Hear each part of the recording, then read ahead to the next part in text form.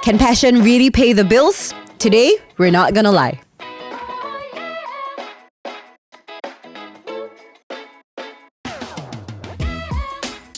Hey everybody, welcome back to another episode of NGL where we talk about the things in life that matter. My name is Natasha and today we are back with another episode on adulting. So in our 20s, right, one big decision that we have to make would be our career track as well as what we see ourselves giving our time to and pursuing. And most people would probably see it as a phase of your life where you begin to build your career. You take really, really important steps so that you put yourself on a track in your 30s, 40s and above lah.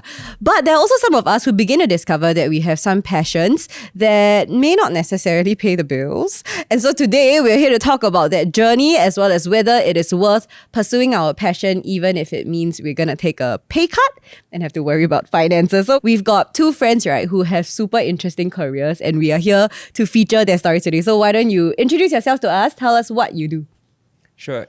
Hey everyone, my name is Nicholas. So I cut hair actually out of my bedroom. But in all seriousness, I'm actually a barber and I run my own home-based barber business called Neighborhood. So I've been doing that for the past, I've been cutting hair for the past 6 years, but just stepped out to do barbering full-time. Wow. Hi, my name is Misha.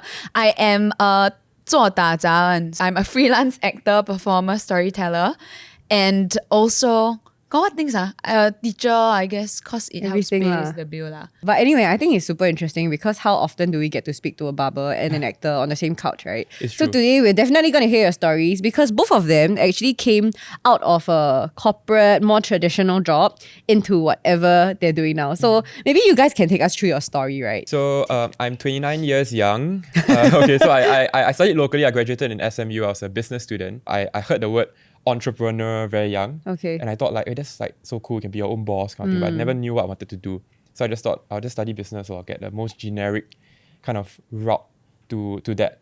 So I graduated in 2021 and that was like during the middle of COVID. So I was kind of cutting hair as a side hobby, but I was gonna like get married, buy a house. So I thought like, there was no way I could like depend on just cutting hair for my livelihood lah. So I thought like, why not just like go and find a job like any other SMU student. So I applied to tech because that was like where it was at the point of time. Yeah. So really thankful that before I graduated, I secured a job at Airbnb. I honestly just wanted to work in companies that I knew. When Airbnb came knocking, I was like, okay, I'll go. So I went to Airbnb and then went to a few more companies, more tech companies, doing sales and customer support and things like that. And so that was about 2.5 years before I finally left to do barbering full time. Wow. Yeah. Okay, we'll come back to your story in a bit. Can. Misha, Very take cool. us through Okay, your job. I'm 30 this year. 30 years young. I've 30 hit years the young. big 3, but I still feel like a kid.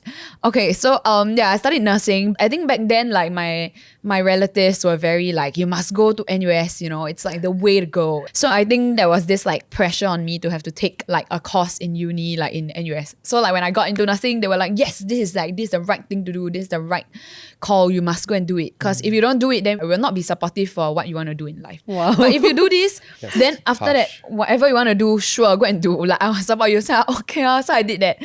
I finished my degree and then I went and tried the job for a few years. But I think quite a while ago, I've always had this passion for acting and telling stories. So I think at some point I decided, okay lah, I'm not getting any younger, so I might as well try now. Did you always know that you would eventually come out to do barbering? Definitely not. I think if you can say that you grew up wanting to be a barber, I think you're probably either lying or I don't know. Like who has that? Especially in Singapore, I think like for me, I personally had a mindset that when you do a trade skill like that, it probably means that you maybe not really too book savvy. So you have to do something with your hands, and that was what I was growing up to think. I think you can throw a stone in any of the at SMU and probably zero of them will ever become a barber. I think especially SMU lah. Yeah, it's very 'cause we are all, corporate like, driven, right? Business, go internship banks and everything, the usual, Yeah. But so for me, I think I count myself very fortunate to really have stumbled into it. So I think it's just really when I first started cutting hair, it wasn't to do it as a career or even to earn a single cent from it. It was like just solely to learn a new skill. To just, when I was getting my own haircut last time when I had shorter hair, to just like kind of know what the guy was doing. And I, at that point, grew up in a household with 2 brothers. So I thought like, maybe can save money, cut hair for them, kind of thing. So it's a Right. very like utility point of view. Wait, how old were you when this happened? This was like similar to Misha, like 6 years ago, like Okay. when I just finished year 1 of SMU. Okay. So yeah, I just went to a barber and I started chatting him up, and then he offered me the chance to learn. I was like, okay, Wow. cool, Okay. $50 a lesson, let's go. So then I think like it's like that saying, right? The journey of 1,000 miles begins with a single step. I didn't even know it was gonna last 1,000 miles for me. It was just like I just thought there's one step to take. Let's just take it, and then from there, you know, I get led on to different things, and I guess somehow I ended up here. So yeah, quite interesting. By the way, those of you who are listening to us on Spotify, right, you must know that Nicholas has like a full head of hair. His hair is longer than mine. He's the barber with a lot of hair on his Can head. braid. Yeah, so so people always tell me like it's the biggest irony that like I cut people's hair, but I Nobody don't cut cut your my hair. hair. Yeah, so it's like I'll just leave it as that. It's quite funny. Yeah. Wow, he looks like Asian Jesus, by the way. Yeah. Okay, but so for you, right, like with this whole barbering journey, because I think it's very, very niche lah. Like one is for a SMU graduate, and also I guess as a Chinese guy, Yeah, it's quite yeah, rare, right, to have a yeah. Chinese barber. So It along this is. journey, like how did it go, and like Yeah, I think when I first started, I think you definitely feel a little bit lonely because you don't have any like kind of role models to follow. It's true. I mean, especially in for university graduates and even for Chinese folk, it's not the typical route to take. yeah. So definitely but also at the same time, because there's no one else to follow, like you feel like you are kind of carving your own path. And slowly but surely, like, you know, somehow like just the way it just gets clearer bit by bit, but you have to take that step bit by bit lah. And through it, I just found that happiness, that joy that just carried me on lah. Why did you decide to pursue it full time and not just like on the side? I was doing it on the side because I was scared, I was scared to like commit full time for Yeah. the longest time. So I got more and more serious in barbering, like from learning, then I start my own business, had to beg people to come for a cut for free, then after I charge $10, then slowly increase my prices. But I never felt that security enough to leave that stable salaried Singaporean job life, you know, to go into this self-employment, you know, no CPF, no benefits, whatever. True, yeah. But I think like I went to barber school. So that was a big step for me because it was like sinking in a season of my life and quite a bit of money to How long leave. is barber school? So I went to barber school for the whole season was about 9.5 months. Oh. But the pure learning was like 3.5 months. But then my wife and I, we decided to, since we're already out there, we have nothing to return to, let's just travel really slowly back to Singapore. So we did like 40 countries across the 9.5 months to like really like live a bit and get a lot of perspective. And so on the way home from this season, I think it was this moment of what's the word? Epiphany. The epiphany moment. Yeah. Like I was thinking like, okay, the kiasu Singaporean in me was like, 2 months away from coming back, let's start applying for jobs. Because job interview process usually lasts 1.5 months, 2 months kind of thing. So I'm the kind that I want to land, take a week of rest and start work straight away. So started applying for jobs, but I just felt really empty, like just applying, looking at the LinkedIn, like what am I going to sell? You know, like very boring. You know, it's like just for the money. Then I think there was one moment where I just thought to myself, like when I was cutting hair, I was volunteering at this Cambodian like place. So I was cutting hair, and I think I just thought to myself, like, wow, like don't I feel so happy just doing this? Like put the money aside, I wasn't being paid or anything, but I just could feel a joy that like my job like previously could never give me. Then I just thought to myself like, what if I do this full time? You know, what if I really just try it out? You know, and I had to wrestle with it for about 1-2 weeks, but in the end I just kind of had that YOLO spirit, you know, that faith to just, okay, let's start applying for jobs, let's just try it out. At most just live simply. At best just at worst, just go and apply for a job again. At best, you succeed, and the rest is history. Okay, so I have as the practical Singaporean, right? I represent that archetype. So for both of you, when you decided to do something like that, right, how did your family respond? Actually, I'm very thankful. My mom was very supportive. Wow. As in, she's very like, yeah, you're still young, you should go and do like what you want to do. Just try it out. Okay, I think if anything, I'm quite thankful that I studied a skill that will always need people lah. Right. So I think there is also, I think in what sense, I second what Nicholas said, that I can always go back to a full-time job. I also had to negotiate with her. I'm like, okay, maybe you give me a year. You let me try for 1 year. Then if 1 year I really cannot, then okay lah, I'll go back to a full-time. But actually if after 1 year, and then I feel like, there's some rhythm. It kind of works. There are good months, not so good months, but and I want to try longer. Then we can have that conversation again and things like that. So I think that's love. Yeah. Did any friends or ex-colleagues like really ask you why you want to do this? Okay, I feel like people who know me know that I'm quite dramatic. So it's I very, mean, if y'all very can't tell, funny. she's been making a lot of micro expressions the whole time Nick I'm was just talking. thinking. You're natural. You're natural. No. So like even when I was in nursing school, it was very funny because there was this day where we sat like down in class, right? And then everybody had to go one round and say like, oh, what's your dream thing to do in nursing, right? Or like I want to be like a director of nursing. I want to do like I want to go the clinical route, blah, blah. There are many, many routes to go to, right? Then I sat there, then when it reached my time, I was like, then I would like to create a new role called a patient care entertainer. Like I would love to be a patient care entertainer. Then the most epic thing is everybody seconded. Then we just moved on. Like actually there's no such Nobody rule, but doubted you. nobody went like. So I think they always knew, and I think for a lot of my friends, like in fact a lot of them went like, finally, like you're Right. finally doing it. Like Oh, but that's quite nice though. yeah. Like I hear you, like even my secondary school friends, like, I hear you talk about this acting thing since secondary school, which I didn't even realize. Since secondary school, but then you never do anything about it. Now it's like finally you're doing something about it. Go and try and stuff. So I think I'm very thankful. I've been very blessed with people who like are for me, or like friends who know Yeah. me in that sense. Yeah. Nick, was your journey similar? Yeah, I remember like it's always the first conversation is with the mum. So I remember like when I first had the idea of like learning barbering, like I also went to my mum. Because usually when the mum says yes, the dad usually just like say yes automatically. But I remember I remember being so scared because telling her that she is investing into my university education and now I want to do something so deviant, so different from Yeah. it. It was so I remember telling her, Mom, I got this chance to learn barbering, but like but this barber is super successful, man. You know, like they can open shop, earn a lot of money, better than You must outside. sell the good stuff Yeah, first. must sell. But then, Yeah. to my surprise, she didn't really like take heed to that. It'd be like, oh, as long as you earn money, then I let you do it. Kind of thing. She was like, oh, that you really feel like you want to learn? Okay, lor. Then I support you. Learn. I pass you some money, buy your first shaver, kind of thing. So yeah. So I remember my mom was really pivotal, lah. And I think since then neither of my parents have ever like sat me down and be like, hey Nick, this is like really not working out, this is, can you take it seriously, go and find a job, do this side to side. They've always been supportive, or at least not opposing to it. Like, sometimes it's not supportive, but you just don't oppose it, which is a big blessing really. So yeah, then I think sometimes we take joy in seeing other people do something different because we like want to push that guy to the edge to see whether he fails or not.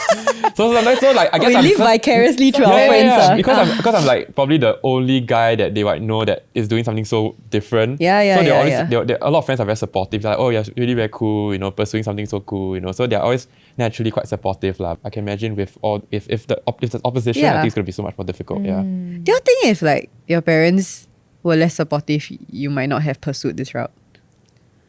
I think yes, yeah. I think Really, ah? yeah. No, as in, I think it'll be hard, lor, because like it's like getting married to someone that they not approve of, they don't approve of is very difficult. Like the smiles are all fake. You have to always feel like you're stepping on toes. Like for me, like they have to literally all my friends come to my parents' home to cut hair. So like if they don't support that, it's like impossible. They won't even open the door for them, kind of thing like that. So Was it hard for your partner to like fully accept the idea that you're going to do this full time? yeah, so the interesting thing is that I actually met my wife while barbering.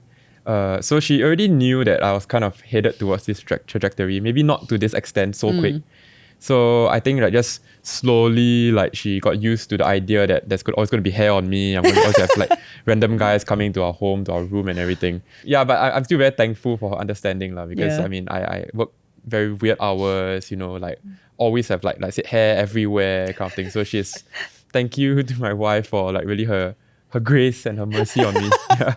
So what is it about the careers that you guys have chosen, right, that brings fulfillment to you? I think for me, like, it used to be just the act of cutting hair, Yeah. but I realized that really fades away really, really quickly because the haircut, the steps are the same, to a certain extent. But the variable is the people, the people that sit in the chair. All of them are in themselves so different in many different ways. The things that they bring to the chair, their persona, the stories, And I think that's what really makes it very fulfilling for me. Because at the end of a very long and tiring day, I'm just so full with like just the trust that they put in me to open up, share about their lives, share about their victories, their defeats, get to encourage them. They encourage me sometimes, and I think that's what really keeps me going, to know that I'm not just typing on a computer working for just numbers or whatever. But for me, I get a lot of joy from making a person seeing their smile, seeing them look good in the mirror, and seeing them just tell me, hey bro, I really appreciate this haircut. So I think that's what keeps me like going. Yeah. I think for me, I really believe in the power of stories. When you watch a show, you confirm will have somebody that you identify with, and actually, the character that you like the most usually sometimes is the person that you kind of identify with. Because I see a bit of myself in them. We just too paiseh to say lah, and I think I just like the idea of being able to tell stories authentically, because I believe that like when somebody watches it, it would speak to someone. To have someone say like, hey, actually that's my story, I feel seen and I feel heard. That someone would tell my story authentically in a way that I haven't really been able to articulate or show to anyone. And I feel like that makes me come alive lah. Yeah. Okay, so very interesting journey that you both have been on. But we want to hear the real stuff, okay? Because now it's the NGL, right? Not gonna lie. So we want to hear, right, what the difficulties of embarking on this journey really are like. I guess, wow, a lot. Okay, no, not a lot. Okay, I think mainly financially, it's not like the easiest. Okay, but I wouldn't say that it's horrible either. It's just like very hard to see people working in the corporate, like, like being able to afford like more. And it's very funny because like I feel like if I don't look at them, then I'm okay lah. Cause actually I don't need more or I don't want more. Right. But it's always the comparison. Like, these people like earn so much more, then they can like afford this and they can afford that and stuff. But actually when I think about it, do I really want those things? Actually not really lah. Like I enjoy what I'm doing kind of thing. So I think that is definitely a challenge. At least I feel like I spend a lot of time doing things to fund the thing, doing things that can fund the things that I actually want to do. Okay, wait, let me explain. Because No, but that is a very real experience for people in your line. yeah. Because we spend a lot of time teaching. Yeah. As in, like teaching pays more, like, which I also find it very funny, right? That actually, if you want to be a dancer, for example, Yes. dance class is very expensive, But Yes. when you're actually a dancer, you don't get paid a lot. Yes. As in, it's damn weird, you know. So all the Yeah. professional dancers teach dance to schools in the day. Then at night, they go and dance in their items and all. Yeah. So then I feel like, wow, actually I spend a lot of time doing the things that it's not that I don't like it, but it's just the thing that I have to didn't do, come out to freelance to teach lah, right? Okay, So okay. I spend a lot of time doing the things that I don't exactly desire doing, just so that I have time to do the things that I actually want to do. Because it's just so that I have enough when I want to do the things I actually want to do. Because the actual acting jobs don't pay a lot. Right. Like I can be on a day of shoot and they only pay me like $200 for like 12 hours. But I can teach one class and it pays me 80 per hour. Like, like that difference, right? Okay. Some like times I'm in rehearsals and I'm only paid like maybe $10 an hour kind of thing. Yeah, so like it doesn't really cover much even, but those are the things that actually like I want to do, right? So I feel like one, managing finances. The other thing, if I can quickly just share, it's also like finding rest for yourself. Because like I said, like I mentioned briefly just now, like I think when time is in your hands, you tend to want to pack your schedule lah. Because I think like you would think that, okay, I can take one class, I can take like this class, and actually I can rush from this place to the other place, and I can try this and stuff. So I thank God for the wisdom of my fiance, who once told me, because I think I was packing my schedule a lot. Then he was like, then you freelance for what? You might as well work full time and then you do this other thing, because you don't even have time to actually do the things I want to do. Because for a period of time I was like, oh shucks, I got no time to like practice for my audition. I got no time to go for casting. I cannot make the shoot date, blah blah blah. Then he's like, then you go and freelance or what? Like you should learn to create more pockets of space in your time so you can take like work that maybe don't come like maybe you cannot plan for it, but it comes like last minute, right? Yeah. So I think there's that lah. And I think the just one last thing that I feel like would be a struggle is also like, because my job is like, if you are rehearsing for a show, you rehearse maybe like 3 months and then you do a show and then 3 months.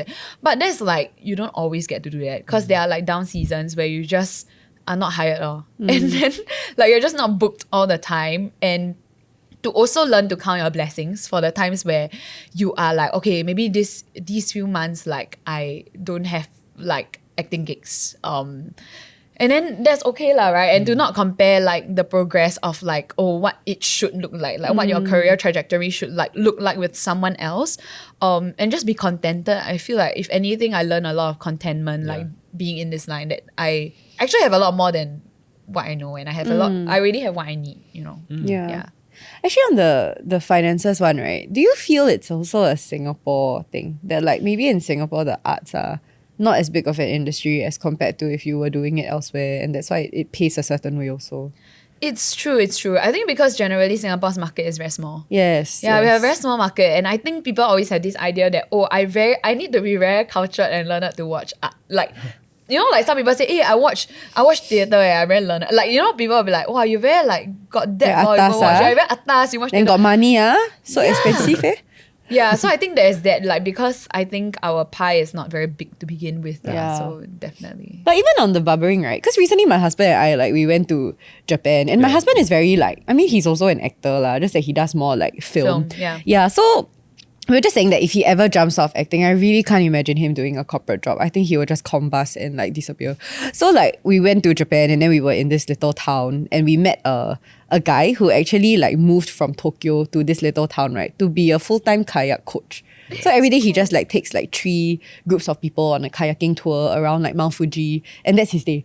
And then my husband was just so happy, you know, he was like, if ever I lived overseas, right, I can see myself doing so many other things, but because we live in Singapore, in some sense, your options are a little bit limited lah, as to what makes like a comfortable career or something that pays the bills, right? And I'm just wondering, in as even barbering, right, do you guys feel like maybe if this was in another place, it might actually be quite a viable career option? Yeah, I think definitely. I think Singapore, like, I feel like the world moves so quickly, and we're like only like, we grew up thinking that we only can succeed doing the very typical kind of jobs. Right. So things like in the art space, like for you, Misha, or even for myself in, I don't know what space is this, craft space. Yeah, it's just like you're putting a slower paced thing onto a very fast moving treadmill. Just will just fall off kind of thing. Yeah, but when I went overseas to like study barber school, like I met people who were really very passionate about doing different, not only barbering, but I meet people who just were so happy doing bartending, people so happy doing like barista, or like, and to me, I just thought like, you know, how come only in Singapore we think so practically, you know? So I think definitely we are, it's something that we kind of have to break if you want to pursue a passion that might not be the typical Singaporean passions. But yeah, so I think for me, it's the same thing also. Even when I stepped out to do neighborhood full-time, similar concerns like you, like finances and everything. Now that we don't have the guarantee of a paycheck, and our jobs are like very like the correlation between, for you standing on stage, for me standing up to cut hair, it's directly proportionate to our like earning power. So that took me a while to get used to. And I mean, I remember when I first came back and I started putting out my slots to get booked, I was really happy because it was like fully booked from the get-go. So I was like, man, yeah, this is dope, man. Like, why didn't I step out earlier? And then like a week later, I remember starting the week with like 4 appointments for the whole week. I'm like, huh? Like, what happened to all the people that were waiting for me to come back, you know, and stuff like that. And then I realized, wow, this is not going to be easy. There's really no guarantee. Like, I cannot, and I'm not the kind to like force you or guilt trip you, hey bro, when you coming back to cut hair, you know, like, well, your hair very long, wing, you know, kind of thing, you know, like. Look at yours. Yeah, I just leave it natural, right? You want to come, you want to go QB house, whatever. It's okay, I'm chill, you know. It's like, yeah. So that took a while to really understand that, wow, it's actually not easy. Like, although I love cutting hair, but then honestly, the practicality of life does gnaw at you. It's like, wow, if like you work in your previous corporate job, by now you already, you'll still be earning, you know, you'll still be earning money. So it's really something that I think I'm learning every day to get over. But I think like what Misha said, I think because we stepped into a very unique space, it also grants you a very unique like mindset or perspective also. Like now that we have the freedom of time, we can choose to do things that a salaried job will otherwise limit us from doing. But then again, it's a journey that we as we go along, we learn, and I think it does make us like more hardy in a way to continue to keep on going. Are there things that you guys put in place to navigate some of the financial difficulties or even some perspective shifts? Because I think when it comes to the topic of like maybe choosing your passion at the expense of a pay cut, that's where most people like don't dare to take that step, right? Stepping away from comfort. I think just to be wise in your season, because we are pursuing something like that, you just don't have a guarantee of that we'll earn the next day or whatever. So just be wise, live simply. Yeah, so I think for me the point on comparison is really real, because like I meet people from really all walks of life, different careers, different stages of their career as well. So when they share with me about like, how much they are making or how much they are maybe looking for, the bonus that they're waiting for, then I'm like, I think like, oh my goodness, I have to cut a lot of hair, to even get not even close to that. I can't even get close to that kind of thing. So it's like, then you're like, man, they don't need to stand up and cut hair the whole day kind of thing. So it's a different thing. But I think also it's like, I mean, we are served a different portions and different assignments in this life lah. So I think you can compare all you want, but it won't change. But I think there's also it's a blessing to know what I guess makes you happy and that we get to do it in some form or another. Yeah. I think to some degree, right, it's about like committing. So like if you have decided to pursue something that's a bit atypical, then you have to also commit to what that means lah. Like I can't want to live my dream and then want to be financially comfortable all at the same time. I guess if your dream is comfort, then a bit hard. You tell me what you choose, ma. I would say like I feel like for me, like I sort of mentioned previously, the practical part would be maybe setting a timeline, if that helps you. Like setting aside a year or 6 months to do something. I feel like it can be scary and exciting lah. Because I feel like the scary part is obviously living with the unknown, right? And having to terminate, like give your resignation letter, terminate your current job, and then diving into this other thing. But actually, the truth is you can really, as in like just take a few steps back and think for yourself, right? Actually, like no, the jobs are not gonna run away lah. Like unless you really, really love what you currently do, then maybe that's your passion really. Then no reason to leave, right? But the fact that you are thinking about trying to pursue your passion means that currently what you're doing might not be something that you're particularly passionate about. So then just know that all these jobs, it might not wait for you in that sense, but you can always come back to it. If you really feel like now's the time, then why not? I think it's about having conversations with the people around you, in terms of like managing their expectations for the finances. And like I know people who say like tell their parents that, hey, actually like if I'm doing this, I might not be able to give you money each month.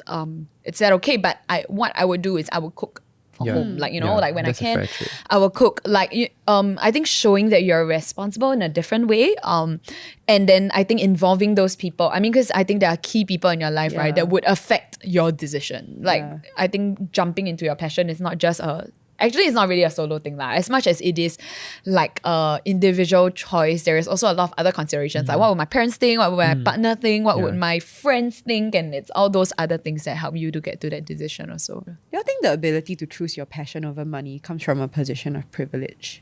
I mean, to even know what you're passionate about is a privilege lah, right? Yeah. Like to try, I guess sometimes you don't even know what is it that you enjoy doing, or what, I guess like what you mentioned, like that we all have our own portion in this world, right? And sometimes it's like you don't even know what's your portion, and it could very much be a corporate job. Like that could be like something that keeps you alive, like numbers keeps you alive. That's great, that's fine. So I think it is a privilege to know like what you're passionate about. But I would say like just seconding what Nick said about like actually just try different things.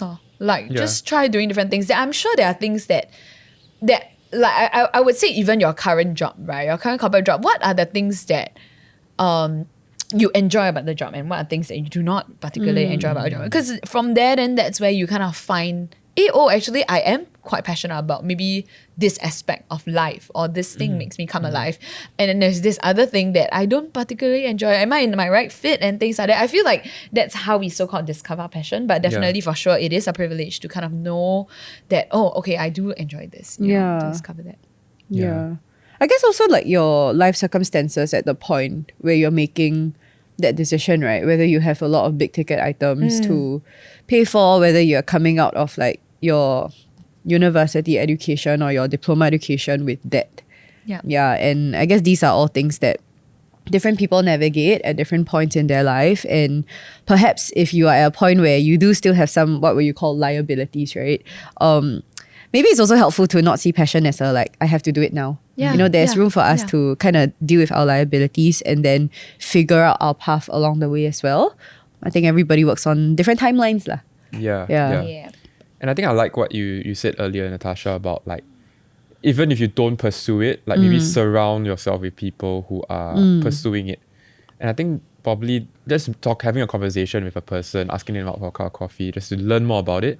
I think that is a step in the right direction, and that probably comes at no cost. You know, like no, like you put your chips on the table or anything like that. So yeah, there's always a small way you can just feed that a little bit, and then obviously like what you said, yeah, wait for the right season. Or if the season is not now, yeah, maybe the season will come soon. But at least you keep it burning, not just stow it away or like throw it away completely and say like, oh, I can't do it in this life. If only I was born in another life. Maybe. Yeah, I think there's always a way to kind of like keep stoking that fire, you know, and at least keep it burning as an ember rather than snuffling it out, you know, snuffing it out probably. Yeah. Actually, if I can add on, right? I think something that I am learning to see also is that actually there is no season in your life that is like a wasted season. Yeah.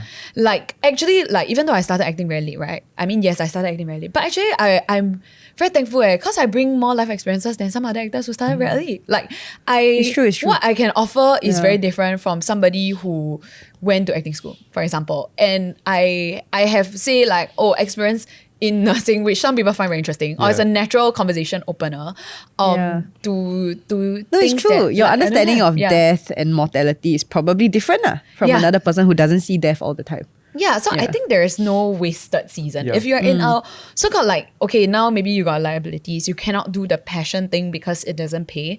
But just know that this current season is not going to be wasted, because this will be a different story to tell when you are moving in your passion, right? Then it gives you it gives you depth that maybe somebody else's story don't have. And it's okay because we all have different stories. I do genuinely believe that there's enough space in this world for everyone to live out their passion. Like there's really enough space for everyone to live out their passion. So it just looks different at different like timelines, but we all have our own stories, and I guess that's what makes it beautiful, right? That helps us find like our fit, because there's no one person who is like you. So then there's no like, it's very hard to compare an apple to an orange, because then it's just we are all different and our experiences are different, and that those experiences cannot be discounted lah. There's no good or there's no like experience that you consider like, oh, it's like a wasted experience, you know, because it makes you and it brings depth to whatever work your passion is lah, right? Yeah, I love that. It's like you don't like, even though you might not be directly pursuing something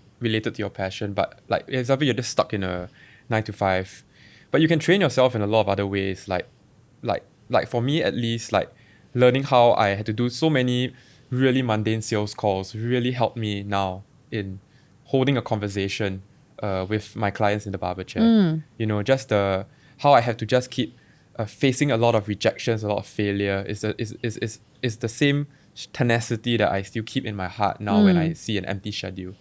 So I think like most importantly is like, even in a seemingly wasted season, quote unquote, just make sure that you steward that season with like excellence and really go in with a right attitude and see what can I draw out of this season that maybe can propel me the next one to be a better, whatever your passion is. You know, and grow. Make sure you be excellent in your current season, because you'll be given a lot more in the future, and will you be ready to steward that?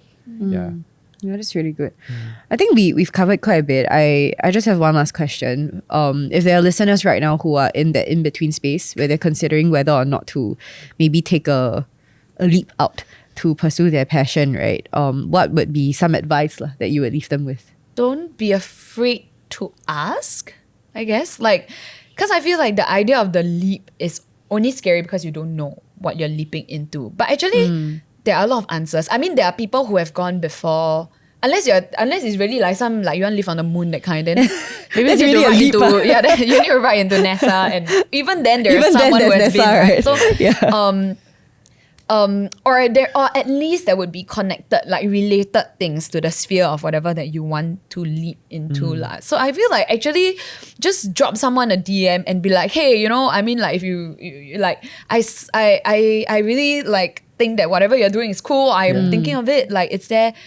How can I start? Or like, what is your advice, kind of thing? Because I would say this is very industry specific to what you're leaping into. Because I have had people who reach out to me and like just DM and like, hey, I've been thinking of trying this. So how do I start? And I have reached out to people too. And like, hey, I've been thinking of trying this. Like, is this the right way to go about it? And I think people are a lot kinder than we think. And they're a lot more ready to so-called like actually share their advice about things because they know. They have been through it themselves, you know. Yeah, that's really good. And actually people are really, really, really excited to share because they're like, I want you to avoid the maybe the trip ups that I went through. Yeah. And I also think like when you're sharing, I was like, actually just asking the person or about something, it's really like, it's not really that difficult.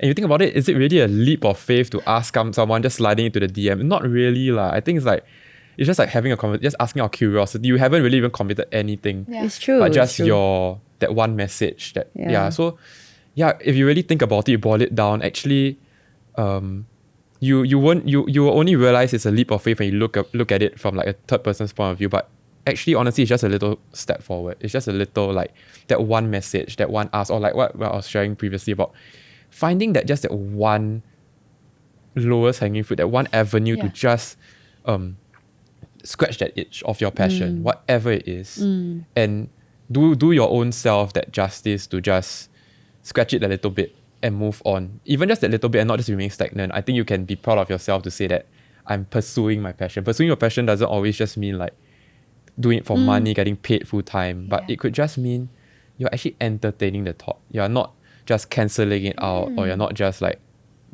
stuffing it in a box. But you're actually thinking about it. Even if you stress over it, I feel that's like your passion is happy. You know, like, wow, actually I'm living rent free in this guy's head. You know, even for a day, I think that's what you should be. It should be in your mind, thinking about maybe there's more to life than just. There's something that excites me more, maybe I want to do it. And I think that's the excitement of life that that keeps it colourful. Yeah.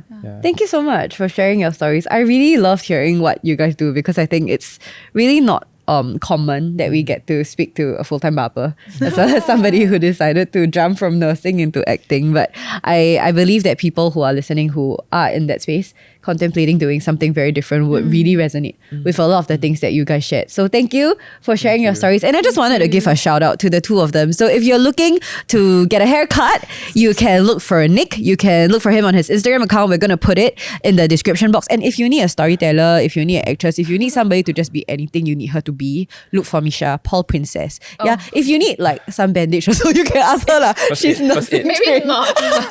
Maybe not. She can be anything you want her to be. That's an actress for you. So thank you for joining us for this episode. And if you like it, you can send it to somebody who you think would really resonate with the things that we talked about. You can find our content on Instagram, TikTok at ngl.people, and you can find our episodes on YouTube, Spotify, and Apple Podcasts. You can also join our Telegram channel where we share behind the scenes footage as well as information about our upcoming events. So thank you for joining us for today's episode, and we'll see you in the next one. Bye!